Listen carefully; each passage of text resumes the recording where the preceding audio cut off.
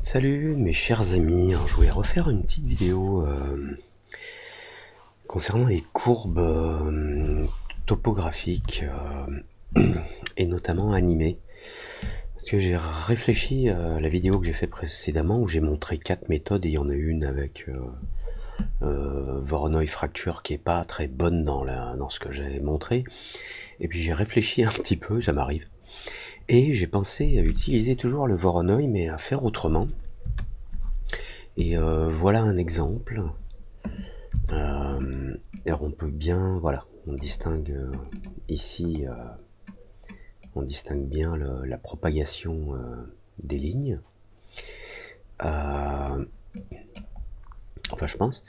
Donc ça c'est juste un preview du viewport. Et comme vous le voyez, donc le décor, enfin la montagne on va dire, se déplace et les courbes elles restent à la même altitude. Voilà, donc c'est le but. Alors j'ai une autre démo qui a un autre look. Là pour le coup c'est un rendu. C'est un petit peu saccadé à mon goût, mais rien de grave. Bref, je voulais vous montrer ça parce que j'utilise un chamfer procédural, enfin une extrusion procédurale à partir des lignes de découpe du Voronoi Fracture. Alors, c'est parti, je change d'écran. Ce que je vais faire, c'est que je vais prendre mon landscape. Je vais le coller dans une nouvelle scène. On va laisser charger. Il est désactivé, excusez-moi, voilà, il est désactivé dans le viewport, voilà, donc là j'ai un landscape avec une certaine définition. Pour l'instant je vais descendre à une définition plus faible de 100 par 100 et on va déjà essayer de tracer des lignes. Donc avec le Voronoi MoGraph Voronoi Fracture, on va pouvoir fracturer notre élément. Alors on peut le faire soit avec un matrix vertical. Tiens, on va le faire avec un matrix vertical, donc Kant ici sur X et Z à 1, et puis en hauteur je vais mettre disons ici 12. Voilà, je le déplace, ah c'est pas ce que je voulais le déplacer comme ça, voilà.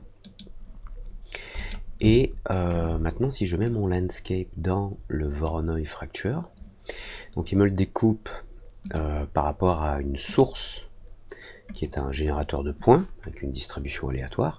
Donc j'enlève cette source et je vais utiliser ma petite ligne matrix, et comme ça j'ai des découpes horizontales. Bien. Et ce à quoi j'ai pensé en fait, c'est que on a une option là qui est intéressante dans Selections.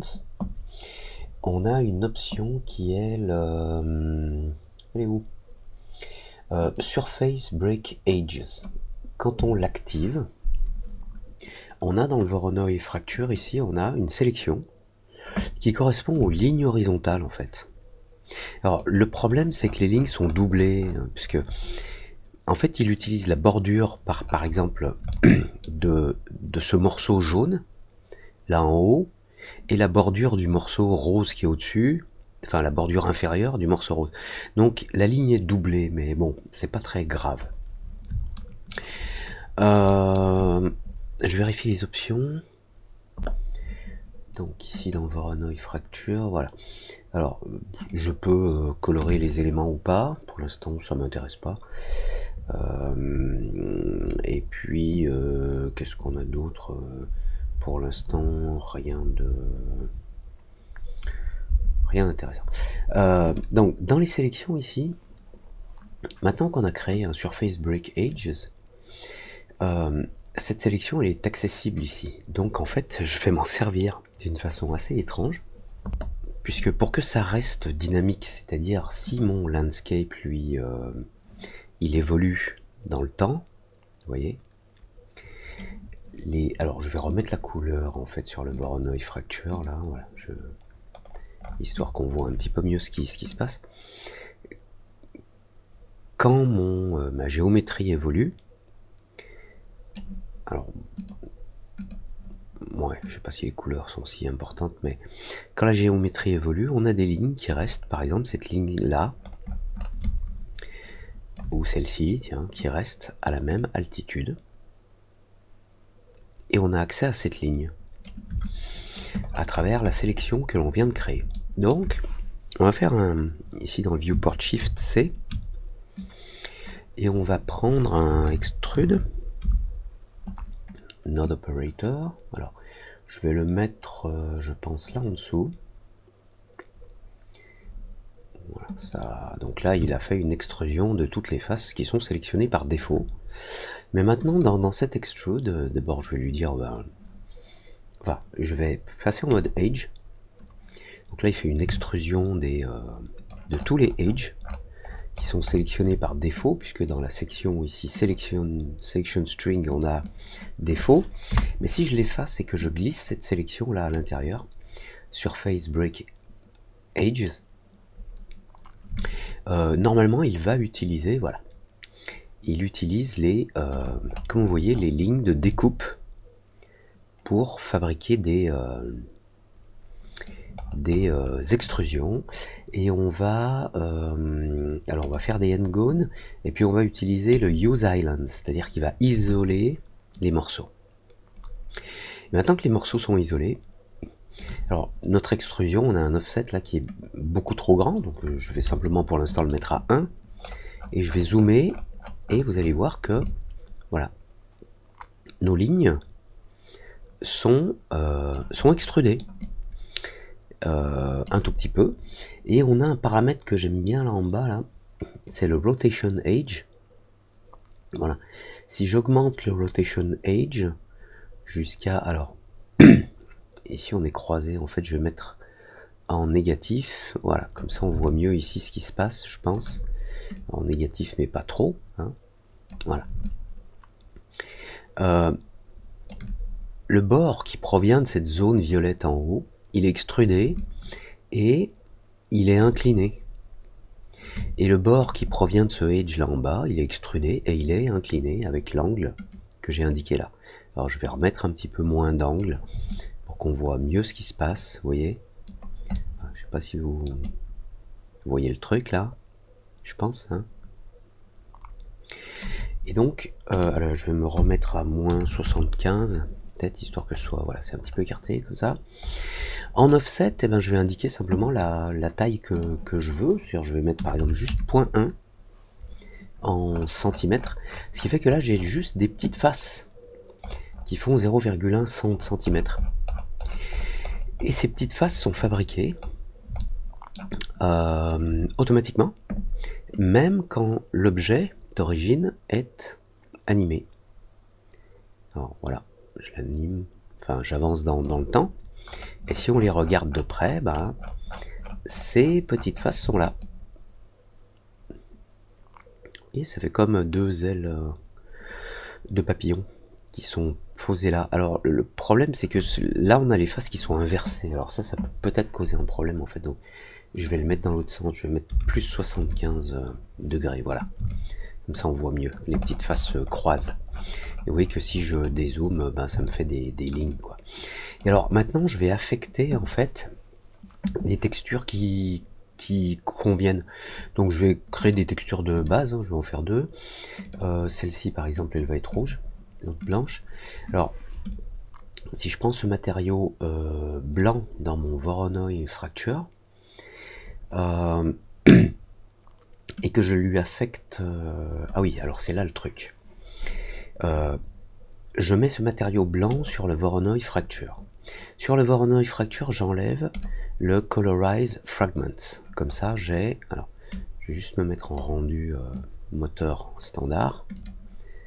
Et comme ça, quand je fais... Mince. Je fais un rendu... Voilà. Si je fais un rendu dans le viewport, bah, tout est blanc. Bon. Et le truc c'est qu'on va utiliser dans le Voronoi Fracture, on va utiliser une autre sélection qui va être par exemple Outside Faces, donc les faces externes.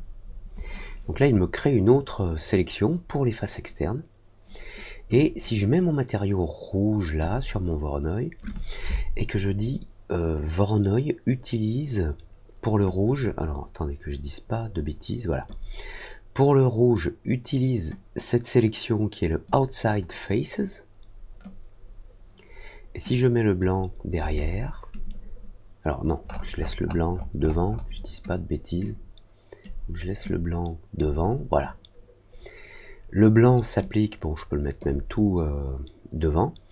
Le blanc s'applique sur l'objet, et puis ensuite j'applique le rouge sur les faces externes. Voilà. Donc je sais pas si vous voyez le truc là. Et en fait, ça nous permet simplement de générer des géométries qui sont des lignes blanches. Donc si j'enlève le Glow Shading, voilà. Et si on veut qu'elle soit plus large, dans notre extrusion, là je suis à 0,1 cm, je vais mettre 0,25, hein, comme ça on les voit mieux.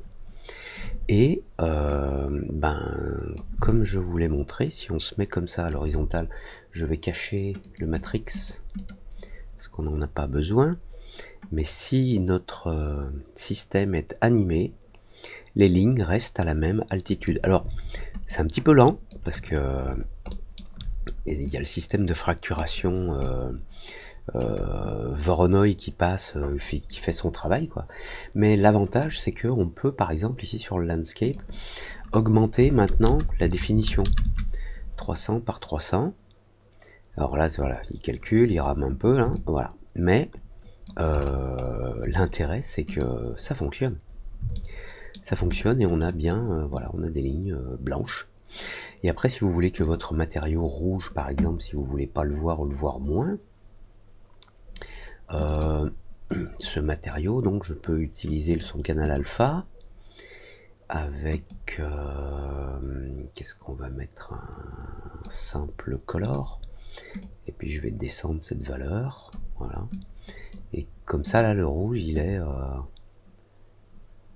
c'est pas super efficace là ce que je vous montre, c'est peut-être parce que j'exporte pas le canal alpha.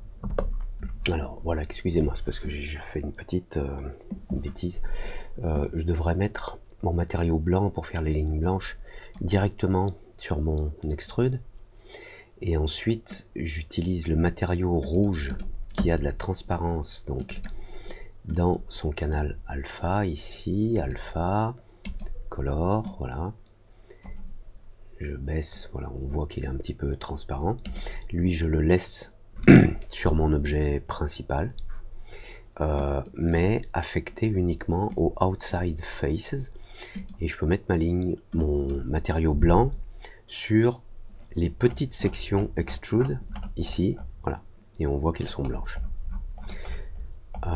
Et donc maintenant, si je fais mon rendu, normalement, voilà, on voit à travers.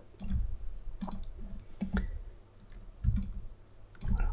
Alors, si je, bien sûr, si je mets un alpha plus faible ici, on verra encore plus à travers, voilà.